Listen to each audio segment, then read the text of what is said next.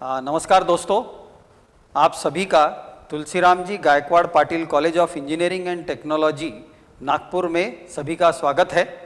मैं doctor Prashant we Thackeray, प्राध्यापक electrical engineering department, आप सभी को सोलार फोटोवोल्टाइक सिस्टम के बारे में आज बताने वाला हूं। सोलार फोटोवोल्टाइक सिस्टम दो प्रकार की होती है। एक तो होती है ऑन ग्रिड सिस्टम,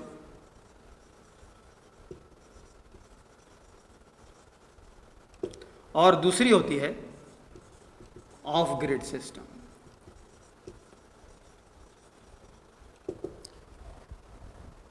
आप सभी को पता होगा कि आजकल ये टेक्नोलॉजी काफ़ी बड़े तौर पे इस्तेमाल की जा रही है, क्योंकि हमारे जो कन्वेंशनल एनर्जी है जो हम एमएसईबी से ले रहे हैं, उसके दिन ब दिन यूनिट्स रेट जो है वो बढ़ते जा रहे हैं, और उसी की वजह से हम लोग इस टेक्नोलॉजी के तरफ जा रहे हैं। और इस टेक्नोलॉजी का सबसे बड़ा फायदा ये है कि ये टेक्नोलॉजी जो है ये रिन्यूएबल टेक्नोलॉजी के कैटेगरी में आती है, जो कि हम ये कह सकते हैं कि अगर हम 1 किलोवाट की सिस्टम अगर हमारे घर में इंस्टॉल करते हैं तो वो 100 पौधे लगाने के बराबर में है।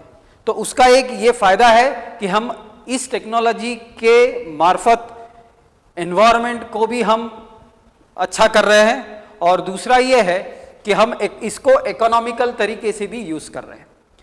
अब ये है कि जब हम ऑन ग्रिड और ऑफ ग्रिड की बात करते हैं, ऑन ग्रिड का मतलब होता है कि जो भी कनेक्शन हमारे घर पे आता है एमएसईबी का, सोलार टेक्नोलॉजी के मार्फत हम जो भी बिजली का उत्पादन करते हैं वो डायरेक्टली हम उस ग्रिड को देते हैं। हम लोगों का घर का जो भी हमारा सेटिंग या जो भी बोलते हैं, जैसे वायरिंग जो पार्ट होता है वो वैसे के वैसे ही रहता है।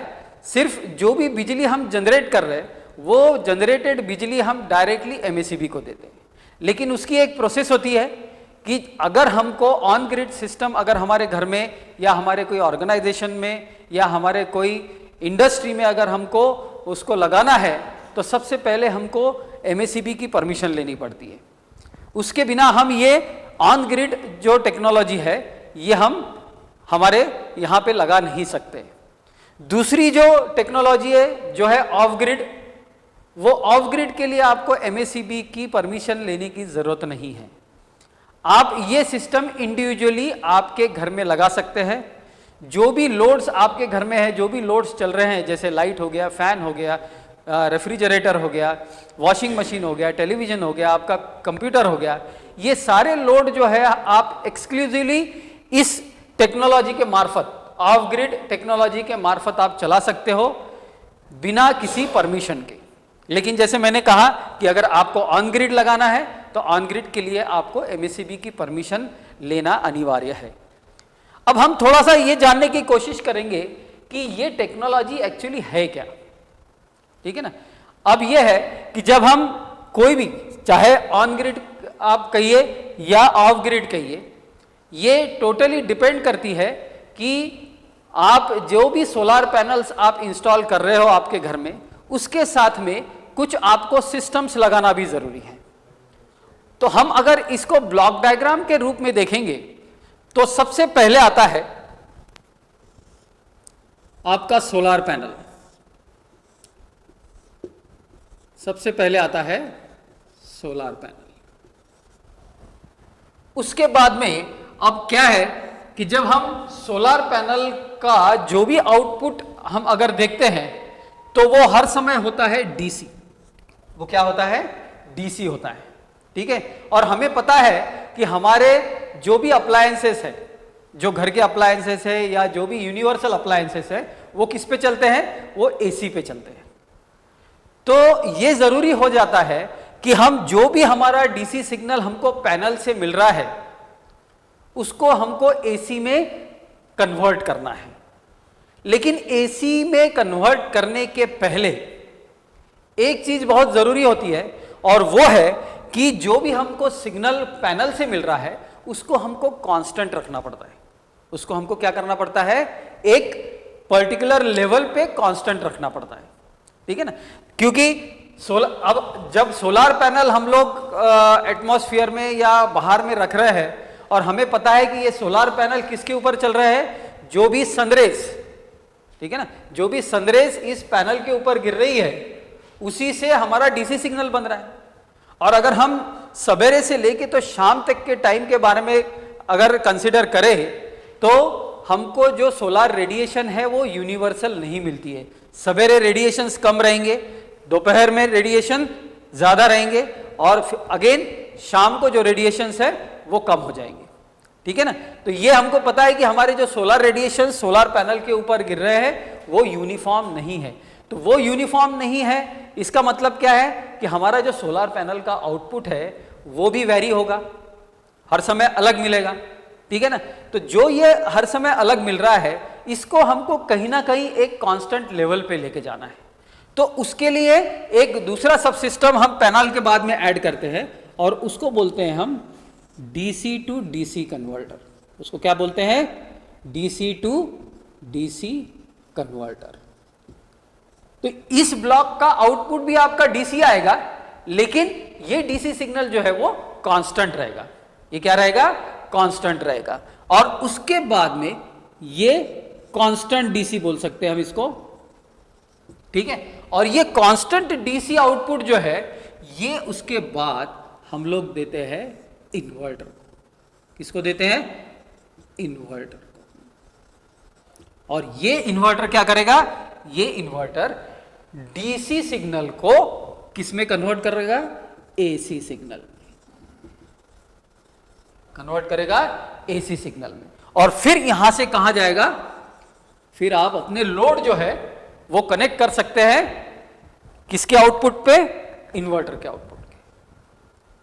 अब ये है, ये तो एक जनरल सिस्टम हो गई जो दोनों इसमें यूज होती है, ऑन ग्रिड और ऑफ ग्रिड में। लेकिन जैसे मैंने पहले कहा था कि जब हम ऑन ग्रिड की बात करते हैं तो ऑन ग्रिड में हम जो भी यूनिट जनरेट करते हैं वो किसको देते हैं, डायरेक्ट एमएससीबी को देते हैं, डायरेक्ट ग्रिड को देते हैं, ठीक है ना। तो यहां पे जो बैकअप रिक्वायर्ड होता है वो बैकअप यहां पे नहीं होता। बैकअप का मतलब क्या है कि आप सभी के घर में आप लोग इन्वर्टर यूज करते हो, तो सिर्फ अकेला इन्वर्टर नहीं रहता है, उसके साथ में एक बैटरी भी कनेक्टेड होती है। तो वो जो बैटरी है वो बैकअप प्रोवाइड करती है जब आपकी बिजली जो है वो बंद हो जाती है, ठीक है। तो लोड को कौन सप्लाई करता है, इलेक्ट्रिकल सिग्नल, बैटरी करती है, ठीक है। तो ये जो ऑन ग्रिड सिस्टम है, ऑन ग्रिड सिस्टम में बैटरी नहीं रहती है और ऑफ ग्रिड सिस्टम में क्या रहती है, बैटरी, ठीक है। तो अब यह है कि दोनों के अपने अपने एडवांटेजेस और डिसएडवांटेज है। अब कैसे, अगर हम ऑन ग्रिड की बात करते हैं, ऑन ग्रिड में क्या हो रहा है, ऑन ग्रिड में आपके जितने भी आप नंबर ऑफ यूनिट्स, मींस अगर मैं एक एग्जांपल के तौर पे अगर मैं बात करूं कि एक पर्टिकुलर घर में, ठीक है, एक पर्टिकुलर घर में अगर 5 किलोवाट का सिस्टम रिक्वायर्ड है, ठीक है, और वो अगर मैं ऑन ग्रिड कंसीडर कर रहा हूं तो जो भी यूनिट जनरेशन होगा वो 5 किलोवाट का, वो डायरेक्टली कहां जाएगा, वो डायरेक्टली जाएगा आपका एमएससीबी में। तो और इसमें बेसिकली एक सिस्टम होता है जिसको बोलते हैं हम नेट मीटरिंग, जिसको बोलते हैं हम नेट मीटरिंग। तो ये नेट मीटर क्या करता है, ये नेट मीटर आने वाले बिजली को और जाने वाले बिजली को दोनों को काउंट करेगा, बिजली को मतलब यूनिट्स को, ठीक है। अगर आपने ज्यादा यूनिट जनरेट कर दिए हैं और आपका कंजम्पशन कम है, ठीक है ना, तो वो जो डिफरेंस है वो आपके बिजली के बिल में रिफ्लेक्ट होता है। तो आपका बिल जो है, अगर आपने पूरे महीने भरे में इतने नंबर ऑफ यूनिट जनरेट कर लिए आपके सोलार सिस्टम से कि आपका कंजम्पशन कम है और आपका यूनिट जनरेशन ज्यादा है सोलार से, तो आपका बिल जो है वो जीरो आएगा।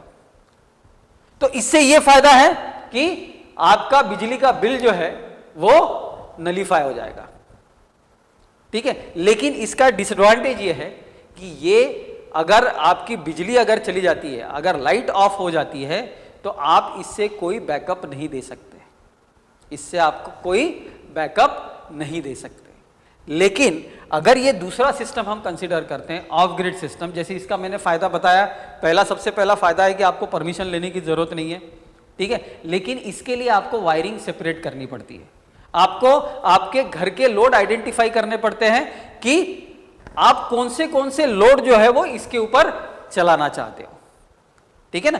और इसमें दूसरा फायदा यह है कि अगर आपकी बिजली कट हो जाती है, आपकी लाइट चले जाती है, तो आप इससे बैटरी से बैकअप देके अपने लोड्स को चला सकते हैं। तो ये दोनों अपने अपने जगह पे सही है। किसी को अगर मान लो रिक्वायरमेंट है, अब जैसे मान लो इंडस्ट्री है, इंडस्ट्री हमको पता है कि रात को बंद रहती है, तो इंडस्ट्री में आप ऑन ग्रिड लगा सकते हो, ठीक है। अब घर में जैसे हमको सुबह शाम रात तीनों टाइम बिजली की जरूरत पड़ती है, तो उसमें आप ऑफ ग्रिड सिस्टम लगा सकते हो। तो इस तरह से ये दोनों सिस्टम काम करते हैं। और मैं समझता हूं कि जो भी मैंने आपको बताया वो आपको कुछ ना कुछ समझ में आया होगा, और इसके बारे में अगर हमें डिटेल जानकारी चाहिए तो हम हमारे मार्फत और एक वीडियो हम डालने की कोशिश करेंगे, जिसमें हम हर एक सिस्टम को डिटेल में जानने की कोशिश करेंगे, उसके कंपोनेंट्स क्या होते हैं, उसकी कैपेसिटी क्या होती है, सोलार पैनल की क्या रेटिंग्स होते हैं, कौन से रेटिंग के सोलार पैनल अवेलेबल रहते हैं, ये सारी चीजें हम जान सकते हैं। ओके, तो आज हमने सिर्फ एक इंट्रोडक्टरी सेशन लिया है, जिसमें कि हमने कितने तरह के सोलार फोटोवोल्टाइक सिस्टम होते हैं ये जानने की कोशिश की है। तो मुझे लगता है कि इस पर्टिकुलर वीडियो से आपको सोलार फोटोवोल्टाइक सिस्टम के बारे में कुछ ज्ञात होगा, ऐसी मैं अपेक्षा करता हूं। और इसी के साथ आज का जो सेशन है वो सेशन मैं यहीं खत्म करता हूं। धन्यवाद।